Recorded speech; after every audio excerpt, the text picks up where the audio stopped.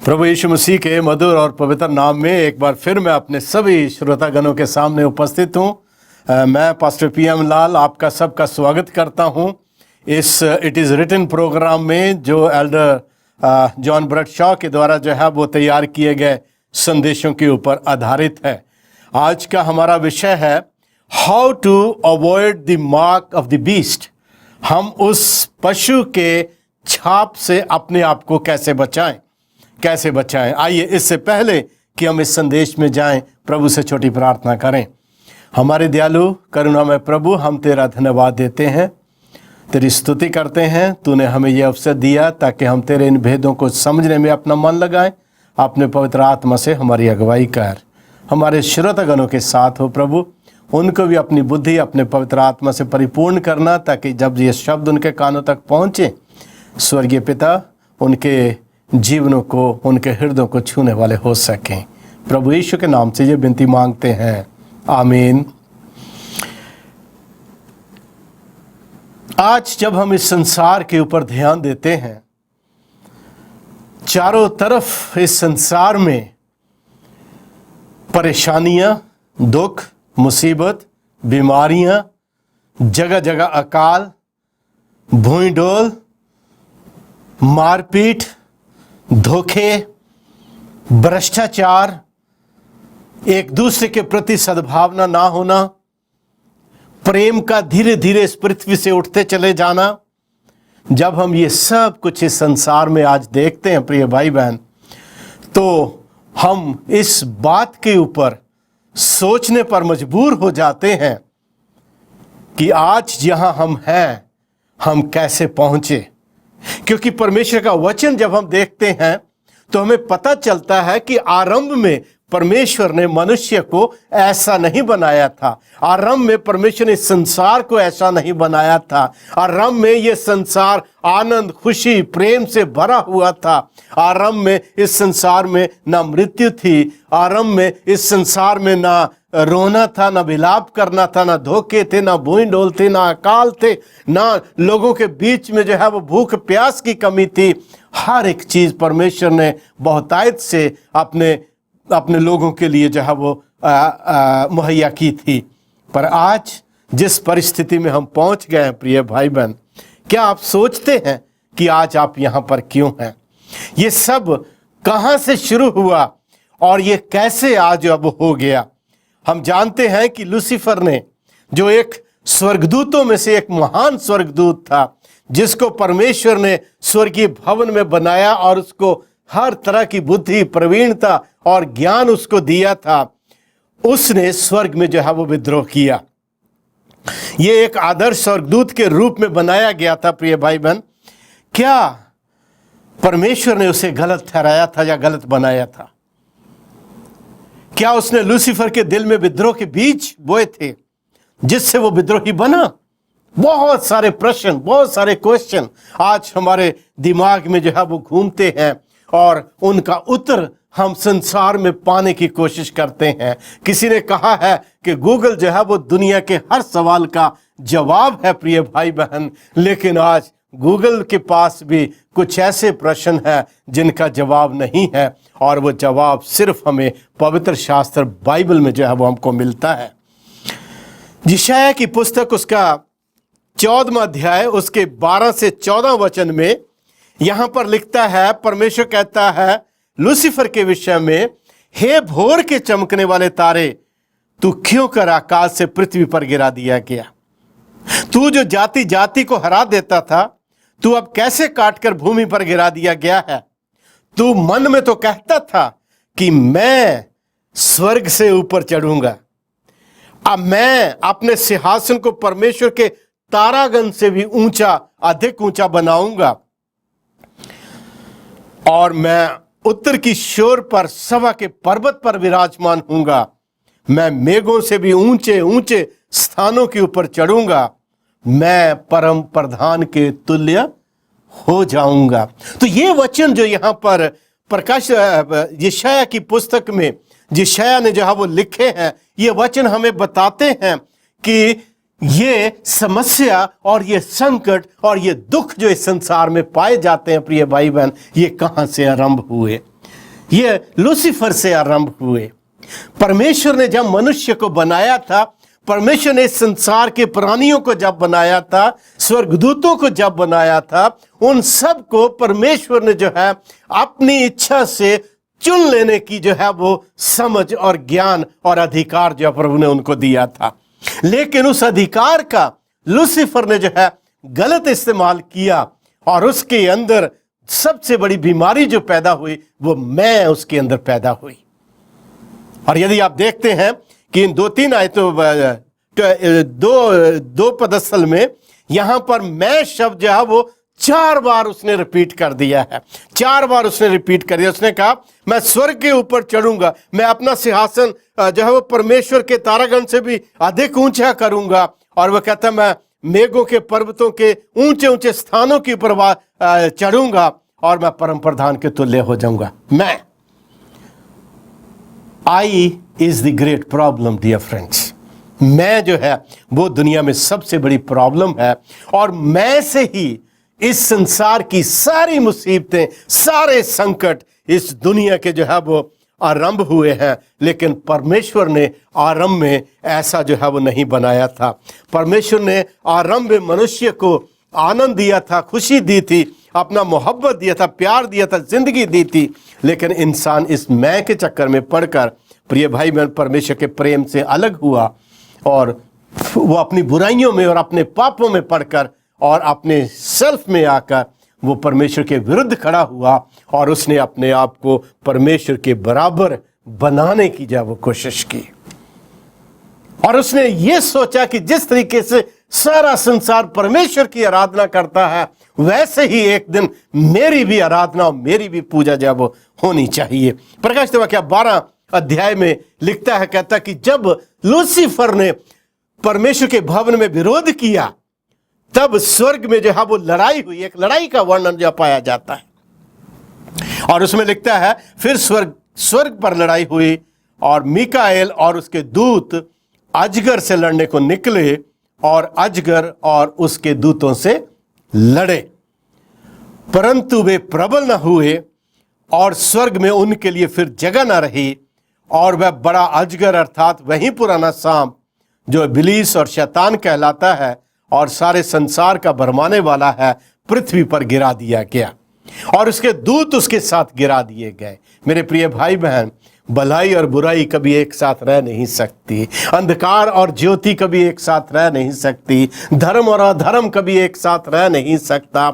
यही कारण था कि जब लूसीफर ने परमेश्वर के विरुद्ध में कार्य किया और अपने आप को ईश्वर बनाने का उसने जो है वो कोशिश की, उसके लिए फिर स्वर्ग में स्थान न रहा और परमेश्वर ने, स्वर्ग के प्रभु ने उसको स्वर्ग से जो है वो निकाल दिया, उसको निकाल दिया।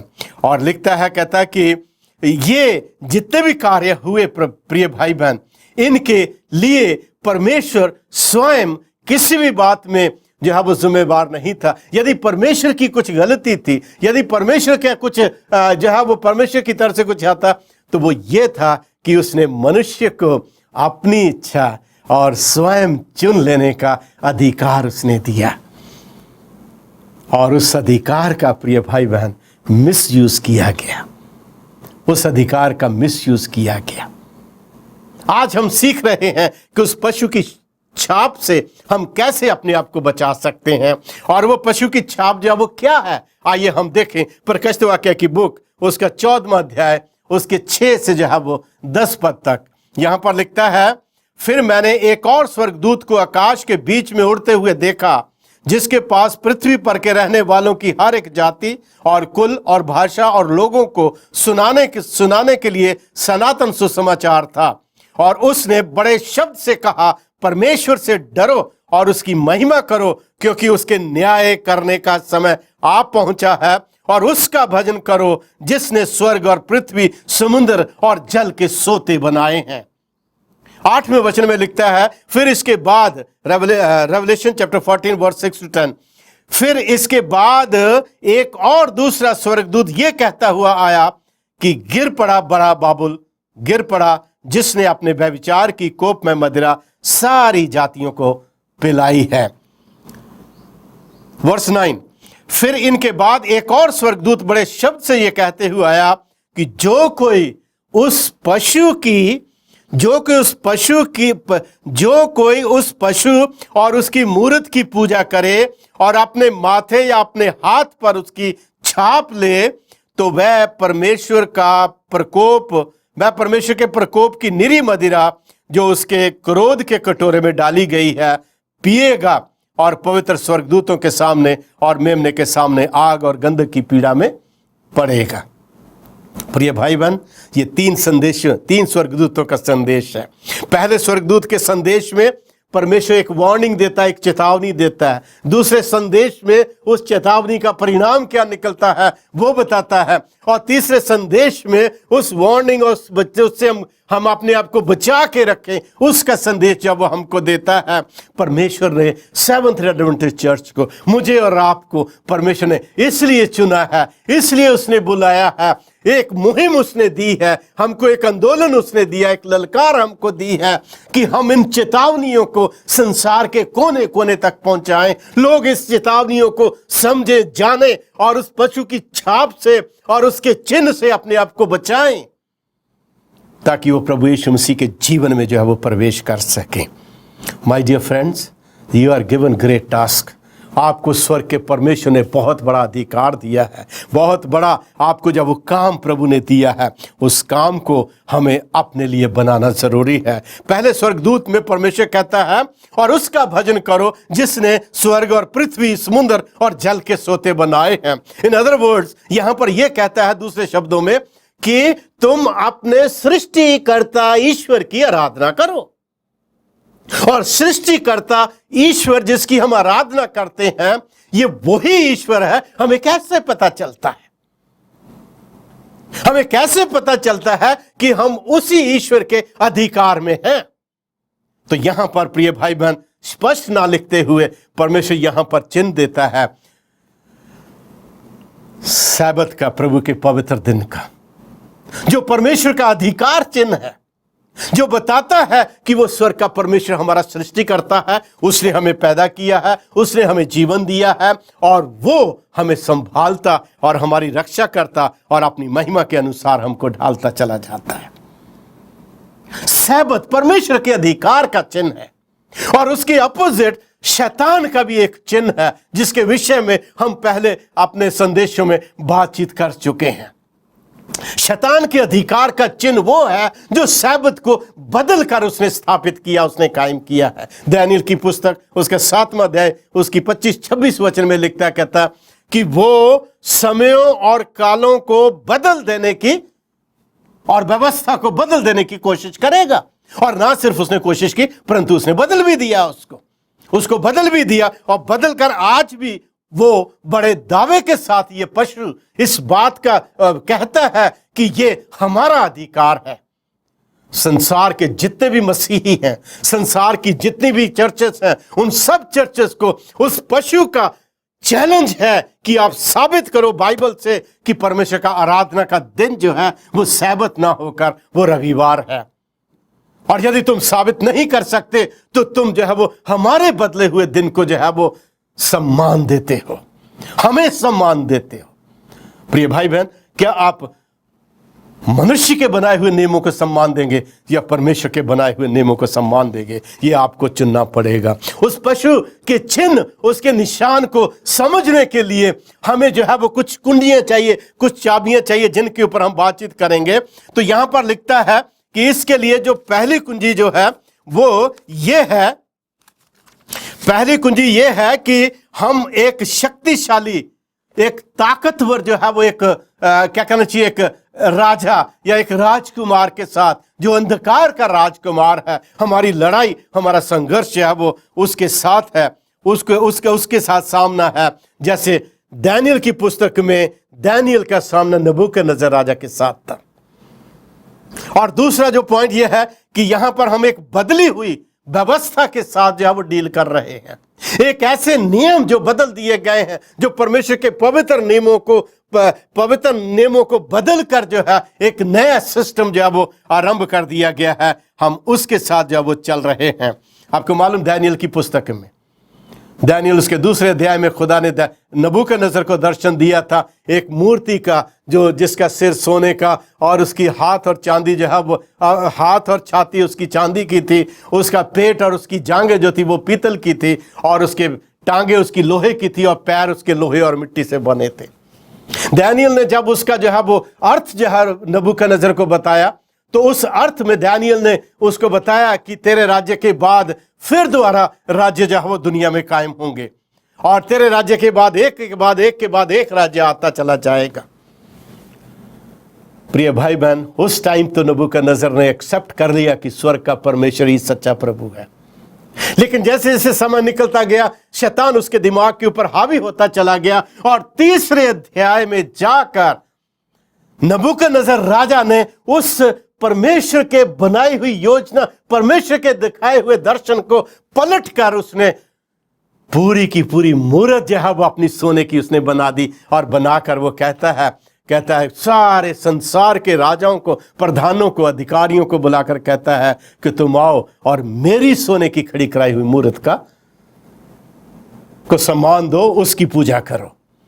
प्रिय भाई बहन, अंतिम समय में भी यही होने वाला है। बाय फोर्स होगा, बाय फोर्स ये सब कुछ होगा। आपको जो है वो फोर्स के साथ आपको कहा जाएगा कि आप जो है वो उसकी आज्ञाओं को मानो और उसके वचन के ऊपर, और जैसा वो कहता है तुम वैसा चलो। तीसरा जो है, ये चिन्ह जो है पशु का चिन्ह और पशु की ताकत जो है, ये बुत परस्ती के ऊपर, मूर्ति पूजा के ऊपर अधिक आधारित है। मूर्ति पूजा के लिए जो है वो आपकी अगुवाई करता है कि आप मूर्ति की पूजा करें। चौथा जो है वो की इसकी जो है वो ये है कि ये सभी राष्ट्रों को, संसार के सभी राष्ट्रों को, संसार के सभी राज्यों को, सभी प्रधानों और अधिकारियों को ये आज्ञा देता है कि वो इसकी बातों को माने और इसकी खड़ी कराई मूर्त की पूजा करें।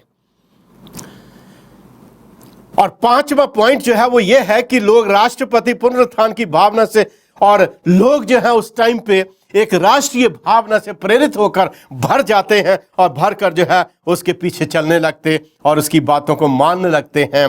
और छठा पॉइंट यह है कि वो पूजा के लिए मजबूर करता है। परमेश्वर किसी को मजबूर नहीं करता। परमेश्वर ने आपको जीवन दिया है, परमेश्वर ने आपको जो अधिकार दिया है अच्छा से अपने से चुन लेने का, लेकिन याद रखिए शैतान आपको जो है वो क्या करता है, आपको मजबूर करता है कि यदि आप ये नहीं करोगे तो ये हो जाएगा। नबूकदनेस्सर ने कहा, हे सदरक मेशक अबेदनगो, यदि तुम मेरी खड़ी कराई हुई मूर्त को नहीं मानते हो, उसकी पूजा नहीं करते हो, दंडवत नहीं करते हो, तो तुम धधकते हुए आग के भट्टे में डाल दिए जाओगे। He gave us another chance। उसने दूसरा चांस दिया कि यदि तुमने जानबूझकर जाने में हुआ है, मैं आपको दूसरा chance. Satan can give you hundreds of chance my dear friends, ताकि आप उसकी तरफ झुक जाएं और आप इस पशु की छाप को अपने ऊपर ले लें और परमेश्वर के नियमों को, बदले हुए नियमों को आप मानकर आप अपने आप को मसीह भी कहते रहें। प्रिय भाई बहन, वो पूरी तरह आपको मसीहत से दूर नहीं करता। 90% जो है वो आप सच्चाई को मानो। यदि 10% आपने जो है वो उस ट्रुथ को नहीं माना है, तो आप जो है वो शैतान की तरफ है, आप शैतान के साथ हैं, आप उसके विरुद्ध में हैं। तो वो मजबूर करता है प्रिय भाई बहन आपको कि आप जो है वो उसकी खड़ी कराई हुई मूर्त को जो है वो पूजें। और अंतिम समय में भी जिस तरीके से नबूकदनेस्सर ने जो है वो पूरे संसार के राज्यों को जो है चैलेंज किया और उनसे कहा कि तुम मेरी खड़ी कराई हुई मूर्त को दंडवत करो, उसी तरह अंतिम दिनों में भी प्रिय भाई बहन ये होगा। और सातवां पॉइंट ये है कि वो यदि नहीं मानते तो उनको मौत की धमकी देता है।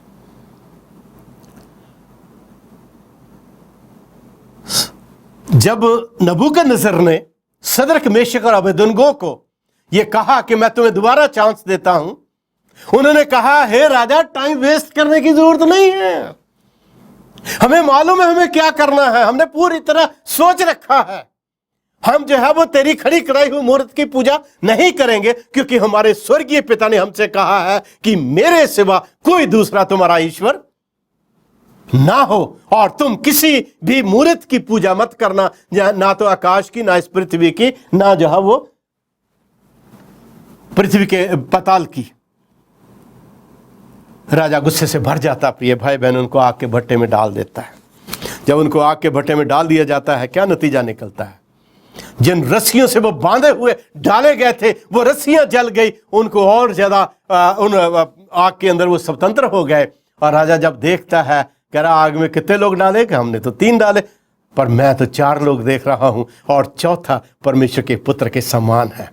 प्रिय भाई बहन, आपको लगेगा, आपको महसूस होगा कि आप जो है वो संकट में हैं परमेश्वर की आज्ञाओं को मानकर, लेकिन उसका अंत फल जो आपके लिए होगा वो बहुत ही अद्भुत और बहुत ही अनोखा होगा। और आप उसके ऊपर चलते हुए प्रभु यीशु मसीह के प्यार में, उसकी करुणा में आप बढ़ते चले जाएंगे।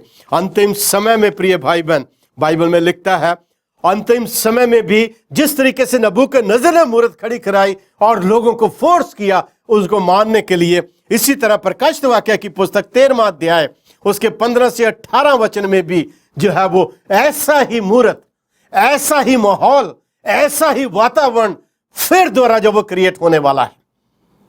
और जो लोग उस पशु की छाप अपने ऊपर नहीं लेंगे, पवित्र शास्त्र वचन में लिखता है कि वो लेन देन नहीं कर सकेंगे। मैं आपके साथ पढ़ना चाहूंगा प्रकाशित वाक्य की बुक उसका 13वां अध्याय उसके जो है वो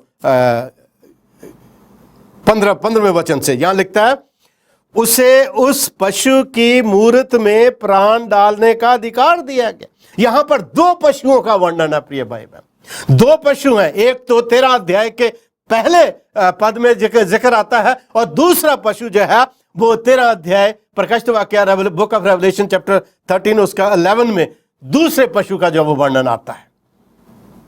और जो पहला पशु है वो हम देखते हैं कि वो पेगन रोम है, और वो रोम था जो बुतप्रस्त रोम था, मूर्ति पूजक रोम था। और जब वो अपनी पावर, अपना अधिकार, जब जो है वो जो एक रिलीजियस हेड को, जो वेटिकन सिटी के हेड है, उसको जब वो अपना पावर, अपना अधिकार दे देता है, तो वो उस पशु के नियमों को प्रैक्टिस में लाता है, जिससे बाइबल जो है वो धूमिल हो जाती है, बाइबल की सत्यता को मिट्टी में मिला दिया जाता है। और प्रिय भाई बहन, उसी टाइम के ऊपर सैबत की सच्चाई को बदलकर जो है रविवार में डाल दिया जाता है, और बड़े अधिकार के साथ कहा जाता है कि ये हमारा बदला हुआ दिन है। क्या आप जानते हैं इस चीज को? आप बाइबल लेकर कोशिश करेंगे, मैं साबित करता हूं बाइबल से कि रविवार प्रभु का पवित्र दिन है। प्रिय भाई बहन, आज तक हजारों लाखों दुनिया के बड़े बड़े बाइबल के स्टूडेंट्स और स्कॉलर हुए हैं, they could not prove this. वो आज साबित नहीं कर सके। लड़ाई जो है, संघर्ष जो है, वो तो सिद्धांतों का है, वो तो परमेश्वर के नियमों का है। और जो प्रभु यीशु मसीह के पीछे चलता, प्रभु यीशु मसीह ने कहा, यदि तुम मेरे चेले हो तो मेरी आज्ञाओं को मानोगे। हम किसकी आज्ञा मान रहे हैं, इसके ऊपर हमें विचार करना होगा प्रिय भाई बहन, हमें सोचना होगा। यहां लिखता है कि दूसरा 11वें अध्याय का जो पशु है वो क्या करता है? वो पहले पशु के अधिकार को काम में लाता है। और जिस तरीके से पहले पशु ने परमेश्वर के लोगों को 1260 साल के समय में भविष्यवाणी के टाइम पे सताया, 538 से लेकर 1798 के बीच में, वही मूरत प्रिय भाई बहन अंतिम समय में बनने जा रही है। आइए हम अपने विश्वास के ऊपर विचार करें। उस टाइम पे भी लाखों करोड़ों हजारों लोग थे प्रिय भाई बहन, जिन्होंने अपने जीवनों को निछावर कर दिया, लेकिन उन्होंने जो है वो परमेश्वर के वचन के साथ और संसार के साथ समझौता नहीं किया। और जो संसार के साथ समझौता नहीं करते, परमेश्वर के वचन के अनुसार जो चलते हैं, प्रिय भाई बहन, वचन में लिखता है कि वो कहां होंगे, वो कहां होंगे। वो मैं आपके लिए पढ़ना चाहूंगा प्रकाशित वाक्य की बुक उसका 14 चैप्टर उसका जो है वो 15वां अध्याय उसका दूसरे वचन में, if you have book Revelation chapter 15 verse 2, यहां लिखता है, कहता है, तब मैंने आग मिले हुए कांच का सा एक समुद्र देखा, और जो लोग उस पशु पर और उसकी मूरत पर और उसके नाम के अंक पर जयवंत हुए थे, उन्हें उस कांच के समुद्र के निकट परमेश्वर की वीणाओं को लिए हुए खड़े देखा। वे परमेश्वर के दास मूसा का गीत और मेमने का गीत गा गा कर कहते थे, हे सर्वशक्तिमान परमेश्वर, तेरे कार्य महान और अद्भुत हैं। प्रिय भाई बहन, अंत में जो परमेश्वर के वचनों के आधार के ऊपर अपनी जिंदगी जीते हैं, अंत में प्रिय भाई बहन वो परमेश्वर के राज्य के अधिकारी होंगे। वो दुखों में से निकलकर, परेशानियों में से, कष्टों में से निकलकर वो जो है वो स्वर्ग के अधिकारी होंगे।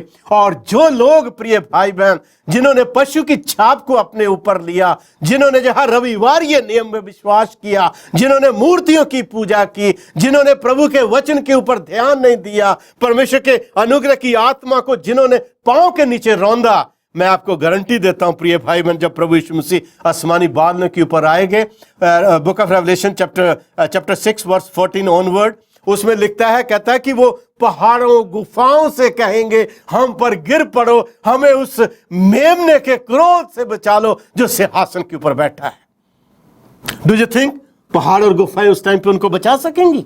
नो माय डियर फ्रेंड्स, ये कभी नहीं हो पाएगा। इसलिए आइए हम उस पशु की छाप से बचें, परमेश्वर की आज्ञाओं को माने, प्रभु के पवित्र सैबत को माने, मूर्तियों से हम दूर रहें और अपने आप को परमेश्वर के अनुग्रह में बढ़ाते रहें। क्या आप प्रभु के साथ स्वर्ग के स्वर्गीय भवनों में सोने और चांदी की सड़कों पर चलना पसंद करेंगे, या आप शैतान के साथ उस आग के भट्टे में महसूस होंगे? सदरक मेशक को परमेश्वर ने उस आग के भट्टे में से निकाल लिया जब वो खुदा के साथ खड़े हुए, और जिन्होंने झूठ का सहारा लिया, जिन्होंने जब झूठ लेकर उनको फंसाया, प्रिय भाई बहन, उनको जो उठा के उस आग के भट्टे में डाल दिया गया। और बाइबल में लिखता है कि वो पास भी नहीं जा पाए थे, जिन्होंने उठा के उनको डाला वही जो है वो जल मरे उसके अंदर। क्या आप हमेशा की आग में जलना चाहते हैं? जब प्रभु यीशु मसीह के साथ अनंत जीवन में आनंद पाना चाहते हैं, आइए उस पशु की छाप से बचें, रविवार ये नियम से बचें, खुदावंद यीशु मसीह के पीछे चलें, चाहे हमें कितने भी दुख क्यों ना उठाने पड़े। सत्य वचन तो यही है, और इसी के लिए परमेश्वर हमको जो है वो कहता है कि हम इस वचन को और इसकी सत्यता को दुनिया के कोने कोने तक पहुंचाएं, ताकि लोग जो है उस अद्भुत परमेश्वर को जान सकें, हम सबको जान सकें, और हम मिलकर उसमें उस महान और बड़े अनंत जीवन को प्राप्त कर सकें जिसका प्रभु यीशु मसीह ने मेरे और आपसे वायदा किया है। May lord bless each one of you. खुदावंद आपको सबको बरकत दे, परमेश्वर का आत्मा आपके साथ बातचीत करे, अपने पवित्र आत्मा के द्वारा परमेश्वर आपके हृदयों को कायल करे, ताकि सत्य का प्रकाश आपके दिमागों में, आपके हृदयों में चमकने पाए, और एक दिन आप प्रभु यीशु मसीह के साथ यीशु मसीह की वीणा लेते हुए स्वर्गीय भवनों के ऊपर, उन चौड़ी सड़कों के ऊपर चल सकें जो प्रभु यीशु मसीह ने मेरे और आपके लिए बनाई है। आइए हम प्रभु से प्रार्थना करें। हमारे दयालु अनुग्रहकारी प्रभु, हम तेरा धन्यवाद देते हैं। तूने परमेश्वर अपने वचन में बार बार हमको वार्निंग दी है, लेकिन हम इंसान होते हुए प्रभु हम गलतियां करते हैं, ध्यान नहीं देते, लापरवाही करते हैं। तेरे वचन को मानते हुए भी खुदावन उसके ऊपर सत्य रूप में चलते नहीं हैं। पर परमेश्वर तू हमें अपनी सामर्थ देने वाला, बुद्धि और ज्ञान देने वाला है। परमेश्वर हमारे सभी श्रोतागणों के साथ हो, उनको आत्मा की भरपूरी देना और होने देना प्रभु तेरा वचन उनके हृदयों में बातचीत कर सके। हम सबको अपनी महिमा से परिपूर्ण कर, यीशु के नाम से आमीन। मेरे प्रिय भाई श्रोतागण, मैं चाहता हूँ आप इन संदेशों को अपने और भी भाई बहनों तक भिजवाएं। हो सकता है किसी न किसी को इसकी ज़रूरत हो, कोई इस सत्य की खोज में हो और वो उसको पा जाए और परमेश्वर के अनंत जीवन में जा सके। प्लीज़ रिमेंबर, हमारे टेलीफोन नंबर्स जो हैं वो दिए जाते हैं स्क्रीन के ऊपर। आपकी कोई भी समस्या, कोई प्रश्न हो तो आप उन समस्या, उन प्रश्नों को हमारे साथ शेयर कर सकते हैं। हम 24 घंटे आपके लिए तैयार हैं और परमेश्वर आपको अपने वचन के द्वारा अगुवाई करेगा। आमीन।